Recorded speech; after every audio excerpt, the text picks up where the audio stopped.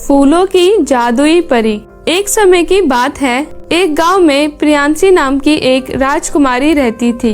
वह राजकुमारी बहुत ही सुंदर थी, पर उसे अपनी सुंदरता पर बहुत ज्यादा घमंड था। अपनी सुंदरता की वजह से वह सबको अपने आप से कम आका करती थी। वह हमेशा बस दूसरों को जलील किया करती थी। ऐसे ही एक दिन जब उसकी नौकरानी उसके सैंडल को साफ कर रही होती है तो उसके हाथों से उसकी सैंडल छूटकर नीचे गिर जाती है, जिसे देखकर प्रियांशी बोलती है, ओए नौकरानी अंधी है, देखकर काम नहीं कर सकती, मेरा इतना महंगा सैंडल गिरा दिया, इसके नग निकल गए होते तो मेरा पूरा सैंडल खराब हो जाता। मैं तुझे ऐसे नहीं छोड़ूंगी, मैं तुझे इस गलती की कड़ी सजा दूंगी ताकि तुझे यह गलती जिंदगी भर याद रहे। फिर वह नौकरानी राजकुमारी से माफी मांगते हुए बोलती है, नहीं नहीं राजकुमारी जी, आप प्लीज मुझे कोई सजा ना दे, मुझसे गलती हो गई, आज के बाद ये गलती दोबारा नहीं होगी, आप मुझे कृपया सजा ना दे और मुझे माफ कर दे।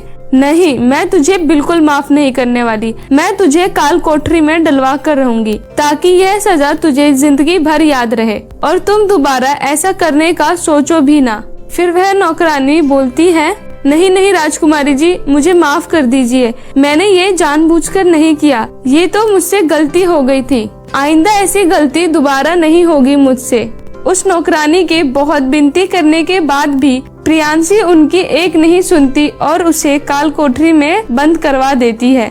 सैनिकों, ले जाओ इस बूढ़ी औरत को और इसे ले जाकर कुछ दिनों के लिए काल कोठरी की हवा खिलाओ, जिससे इसे काम करने की थोड़ी अकल आएगी कि काम किया कैसे जाता है। जब यह बात महारानी सुषमा को पता चलती है तो वह फौरन उस नौकरानी को काल कोठरी से छुड़वा लेती है और अपने सैनिक से पूछती है, किसके बोलने पे तुमने इन्हें काल कोठरी में डाला? भले ही ये नौकरानी है, पर इन्होंने यहाँ सालों से काम किया है। मैं पूछती हूँ कि तुमने किसकी इजाजत से इन्हें काल कोठरी में डाला है? फिर वह सैनिक बोलती है, महारानी जी हमें माफ कर दीजिए, हमने ऐसा राजकुमारी जी के कहने पर किया है। जब यह बात महारानी को पता चलती है तो वह उस नौकरानी से पूछती है, क्या यह सही बोल रही है? क्या आपको मेरी बेटी ने काल कोठरी में डलवाया है? फिर वह नौकरानी बोलती है, महारानी जी मेरी ही गलती थी, मुझसे राजकुमारी जी का सैंडल गिर गया था,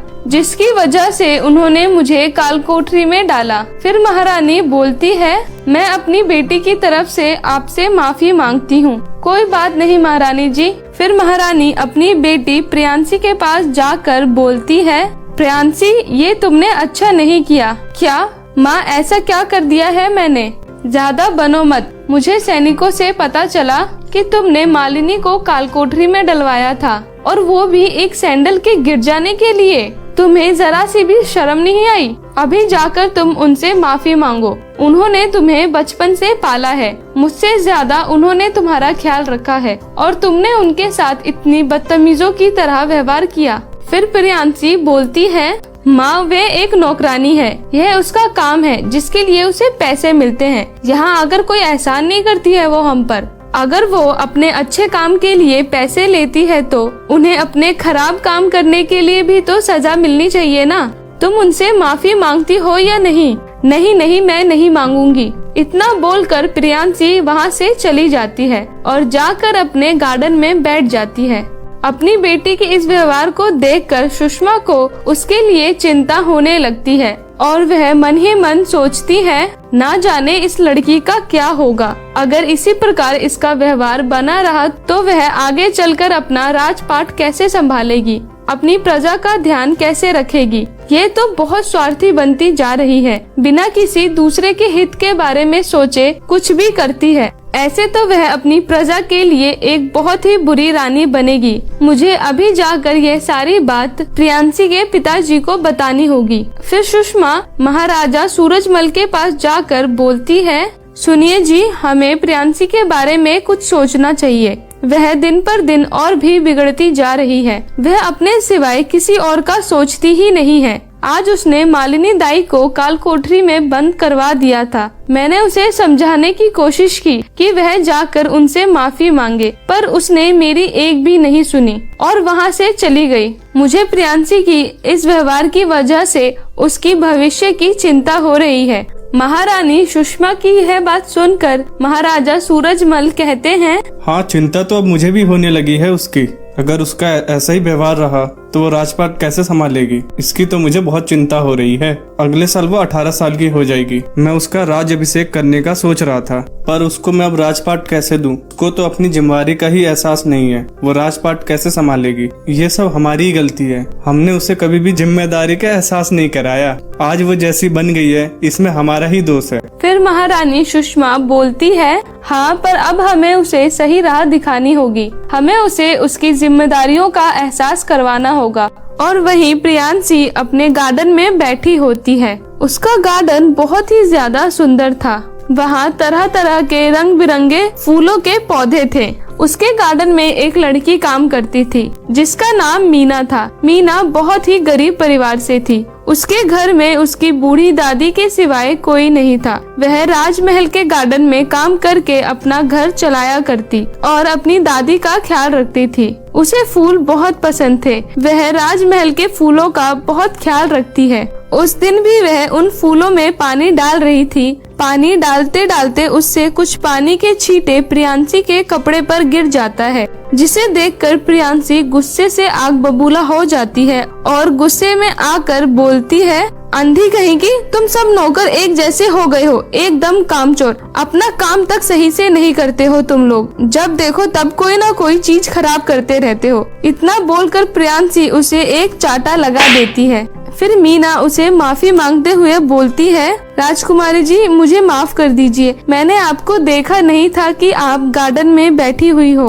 प्रियांशी मीना की एक नहीं सुनती और धक्के देकर उसे वहाँ से भगा देती है। तभी एक सैनिक महाराजा और महारानी के कमरे में जाकर बोलती है, क्षमा कीजिएगा महाराज, पर राजकुमारी प्रियांशी ने मीना को धक्के मारकर महल से बाहर निकाल दिया है। फिर वह दोनों गुस्सा हो जाते हैं। फिर प्रियांशी के पास जाकर उसकी माँ बोलती है, प्रियांशी, ये क्या किया तुमने? मीना को काम से निकाल दिया। माँ, उसने मेरे शाही कपड़े खराब कर दिए। बस प्रियांशी, बहुत हो गया।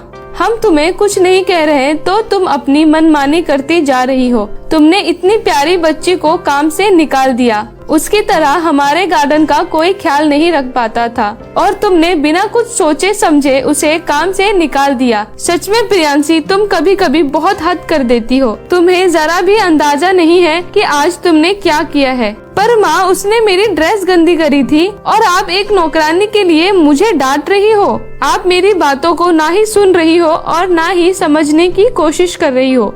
बस अब बहुत हो गया। अब कुछ समझने समझाने लायक बचा ही नहीं है। आज से तुम इस गार्डन की देखभाल करोगी और गार्डन को जैसे मीना ने रखा था वैसे ही रखना होगा। और आज से तुम्हें कोई शाही कपड़े और सैंडल नहीं मिलेंगे। तुम साधारण कपड़े पहनोगी और नौकरों की तरह रहोगी। हमारा ये गार्डन पुरखों का है।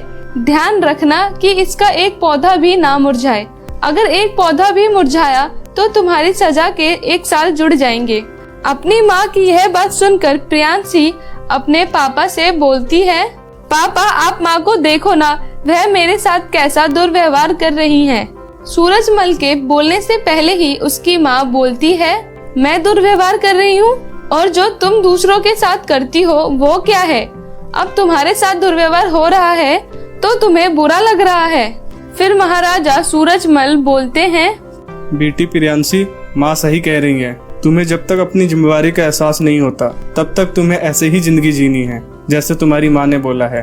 फिर उसके माता पिता वहाँ से चले जाते हैं। प्रियांशी से सारे शाही अधिकार छीन लिए जाते हैं। अब वह भी घर के नौकरों में शामिल हो गई थी, पर फिर भी वह अपने घमंड में ही रहती थी और ढंग से कोई काम नहीं करती थी। उसे लगता था कि उसके माता पिता कुछ ही दिनों में मान जाएंगे, फिर वह पहले जैसे रह सकती है। इसीलिए वह कोई काम नहीं करती, बस बैठी रहती थी। तभी उसकी माँ वहाँ आ जाती है और बोलती है, ओए नौकरानी, क्यों काम नहीं कर रही है?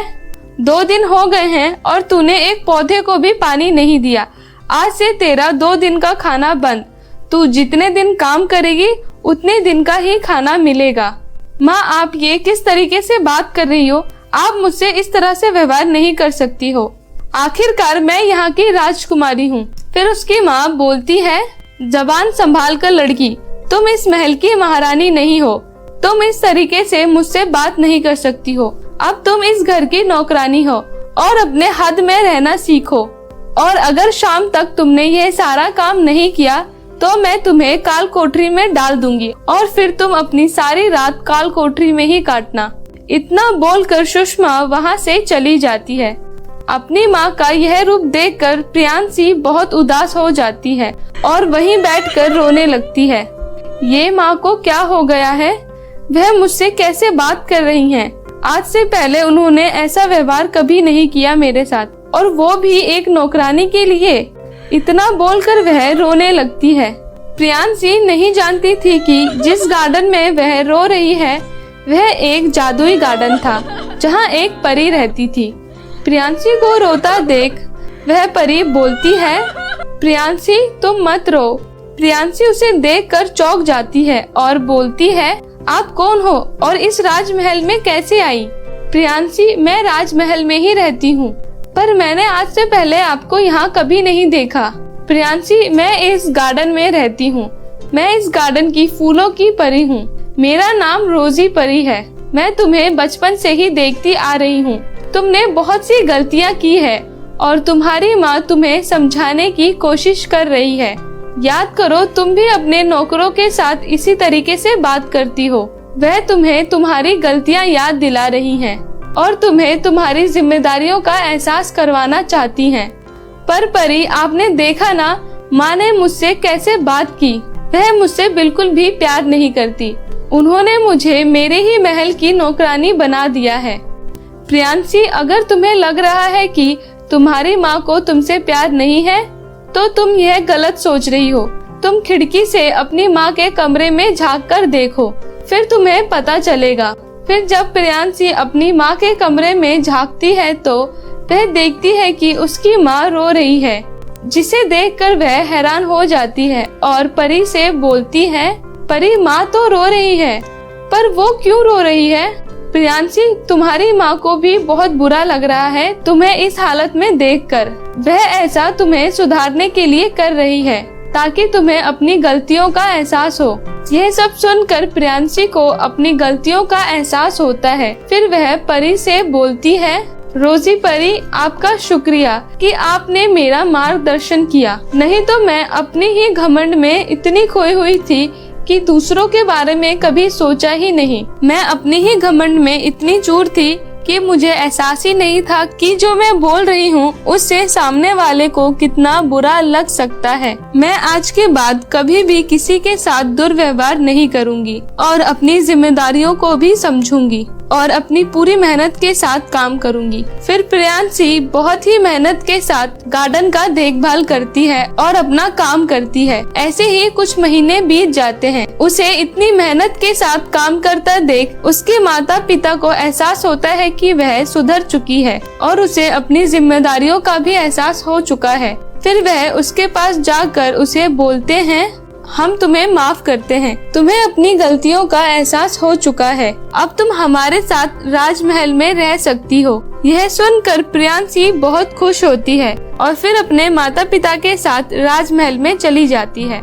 तो मेरे प्यारे दोस्तों, कैसी लगी आपको हमारी ये कहानी? प्लीज कमेंट करके जरूर बताएं और इसे अपने दोस्तों के साथ भी जरूर शेयर करें। और हाँ दोस्तों, अगर आपने अभी तक हमारे इस चैनल को सब्सक्राइब नहीं किया है तो प्लीज नीचे लाल बटन दबाकर अभी सब्सक्राइब कर लें। तो मिलती हूँ आपको किसी नई कहानी के साथ। तब तक अपना ध्यान रखें। Tata, bye bye.